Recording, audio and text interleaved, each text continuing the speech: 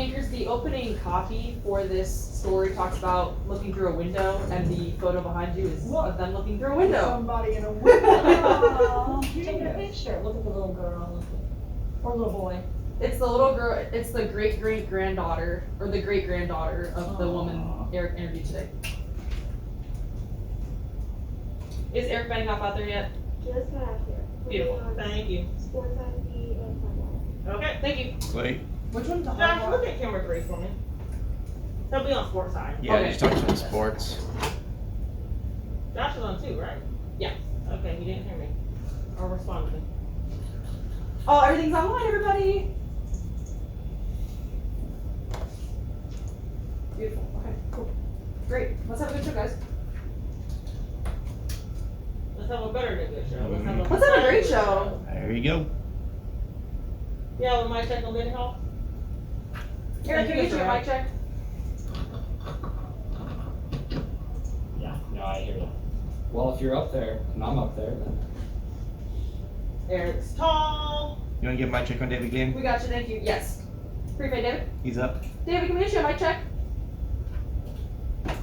Hey, 1, 2, 3, 4, 1, 2. Sounds good, thank you. We'll have you in the B block, just a reminder for the spring outlook, and we'll also have you in boxes, so you'll be in the big box today. Yes. My check, Eric.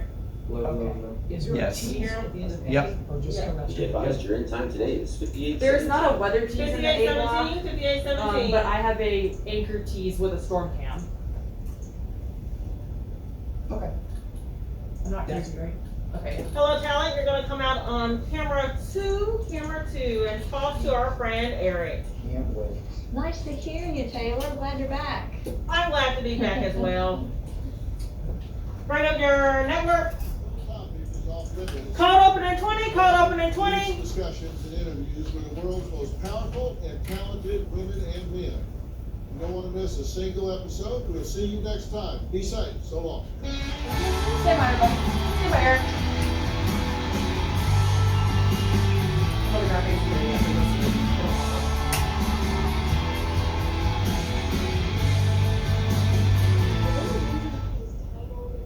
Oh, that's the 5:30 rundown. What did you say? Stand by. Your breaking news feed. News Channel 9 on Twitter. And rolling 20. Tonight, a year of looking at loved Open ones at through 21. the Open at glass. 21. Wow, yeah, we've had to look through the window. Now, new guidance brings hope for our seniors and their loved ones. To have that opportunity, I think, just again brightens her spirits significantly. There is no slot Plus, here. digging deeper into a Cleveland man who has been arrested in connection to the Capitol insurrection. And rolling. Stand by. News Channel 9 at 5 starts right now. Come out to them on camera 2. And Michael Calendar. This is a sight we have seen a lot, talking to our loved ones through a window. But new state guidance could soon make that a thing of the past. Good evening, I'm Kim Coming Chapman. to And I'm Eric. Josh Rowe. Eric Benninghop joins us now with more on the changes in nursing home visitations. Eric. Hey, Eric. Josh, Kim, this news from the governor to lift Package state 20, visitation package restrictions means kids like Natalie may soon be able to reconnect with their great-grandparents living in long-term care facilities. And rolling 20. Well, I don't even know if they'll let you do that. It was a beautiful day for a family Out you reunion car at and Brookdale escape. Assisted Car Living. and Happy escape. because they got out. This is the first time out the front door. Yeah, It's a big deal. Big deal. big deal. This comes after months of visits that look something like this. The only time that Mom ever came out was for doctor's office visits, and that meant total isolation in her room, quarantined for 2 weeks afterward. Which meant missing holidays and birthdays. And those interactions, those are the fabric of the family, right? Those are the things that really cement you together, not just a telephone call here and there. Daughter Laura Wendt and husband David moved Evelyn into Brookdale Assisted Living just weeks before the pandemic hit. When Evelyn first came to live here, our intent was we live a few miles away, she'd be close by, we could pick her up, take her out for for supper, have her over on the weekends for Sunday dinner. But instead, the family had to deal with an all too common situation: months of separation. Every time we talked, she'd ask, well, when are we going to get out? But there's hope for even more time like this as the state announces they are removing visitation restrictions at long-term care facilities starting Sunday. It gives you a sense that there is movement, and how that unfolds in the weeks to come, we don't know. And that's what nursing homes are still figuring out, how the state's announcement will affect their own visitation policies. And we're all eagerly awaiting to find out. But in the meantime, Laura, David, and Evelyn are cherishing this positive step forward. There's definitely a light at the end of the tunnel. We better watch out. She might try to get in the car and escape. That's right. And Michael.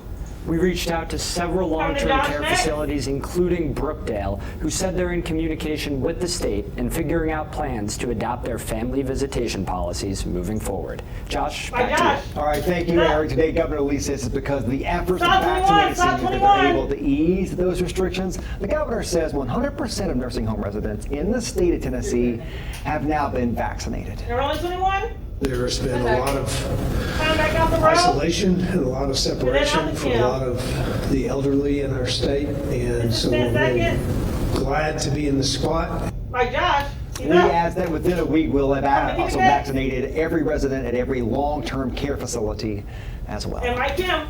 More than 2,400 doses of the COVID-19 vaccine were wasted in Shelby County in the last month. That's according to state health officials. Last week, we learned 1,000 vaccines expired and were thrown out after the severe winter storms closed the county's vaccination sites. Health Commissioner Dr. Lisa Piercy says problems go beyond 1,000 doses with 7 different issues dating back to February 3rd. We've reached out to the Hamilton County Health Department to learn more about its protocols. We have not heard back yet. The county schools will hold a teacher vaccination event this Saturday, and the spokesman says it is through their partnership with One-to-One, and scheduling is underway right now. He tells us between this, Clinica Medicos, and other vaccination offers, they anticipate 50% of their workforce to have access to the vaccine by the end of this weekend. We'll have all your important vaccination information on our website, newschannel9.com. Breaking news this afternoon in a videotape beating of 2 people in Bradley County. A warning, the video you're about to see here could be disturbing for some people. News Channel 9 was first to tell you about the beating yesterday. The video shows people repeatedly kicking and punching one young man while he was lying on the ground. Just in the last hour, family members of that young man tell us 3 people are now arrested in this case. News Channel 9 has a crew on the way to Cleveland. We'll bring you more details in a live report coming up tonight at 6. Singer Mike Hill. This is Joseph Padilla, a Cleveland man who was arrested yesterday after investigators say they learned he was involved in the January 6th insurrection at the U.S. Capitol. Today, Sabrina Majore dug into his past and has a look at Padilla's role in the Tennessee National Guard. Right now, Padilla is here in Bradley County Jail with no bond, and tonight we're learning more about his past. We discovered he used to be a member of the Tennessee National Guard. A former Tennessee Army National Guardsman charged with assaulting law enforcement officers. A place where National Guardsmen were later called to protect. A federal criminal complaint says Joseph Lino Padilla was captured on camera, pushing a police barricade and launching a flagpole at an officer. These snapshots included in the complaint show the moment FBI investigators say it happened. If they've got it on video, they can prove the guy done it, then he probably ought to be punished for it. Tonight, we dug into Padilla's history. He was honorably discharged in 2012 as a sergeant with the National Guard. During his time with the National Guard, the Cleveland resident served a first-line supervisor role.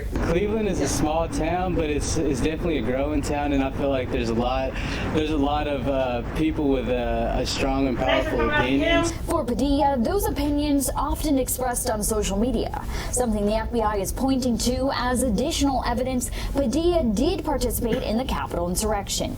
Reporting in Cleveland, I'm Sabrina Majore, News Channel 9. And coming up at 6, Sabrina has more on Padilla's life in Cleveland, Tennessee, including one place we've learned he used to work. Attorneys for a former Hamilton County Sheriff's deputy and his accusers say they're not ready to settle the federal lawsuit against him and the county.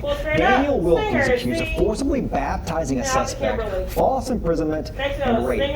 During a federal hearing on several motions in the civil case, the judge revealed there are inconsistencies inconsistencies in the allegations. One lawsuit accused Wilkie of forcing a juvenile to take his underwear off on the side of the road in the pouring rain, but during his deposition, the juvenile later said he still had some clothes on. Attorneys on both sides told the judge they are not ready to come to a settlement. Senior webcam. Just in the last hour, we're learning more about a traffic fatality off of I-75 South that has killed a 40-year-old woman. We're told a Kenworth tractor trailer was traveling south when the woman, driving a Honda Accord, struck the back of the trailer, drove off the road, and hit a guardrail. The driver was pronounced dead at the scene by Hamilton County EMS. The driver of the tractor did not report any injuries. Coming up, it's been a beautiful couple of days, giving us a preview of spring. How sweet it is. Next, David Glenn brings us a special spring weather outlook and more as we count down the days to March 20th. The Florida Postmaster General Louis DeJoy is once again in the spotlight and under fire as the U.S. Postal Service continues to suffer. More on the heated debate during today's hearing. In 3, 2, 1, brakes rolling.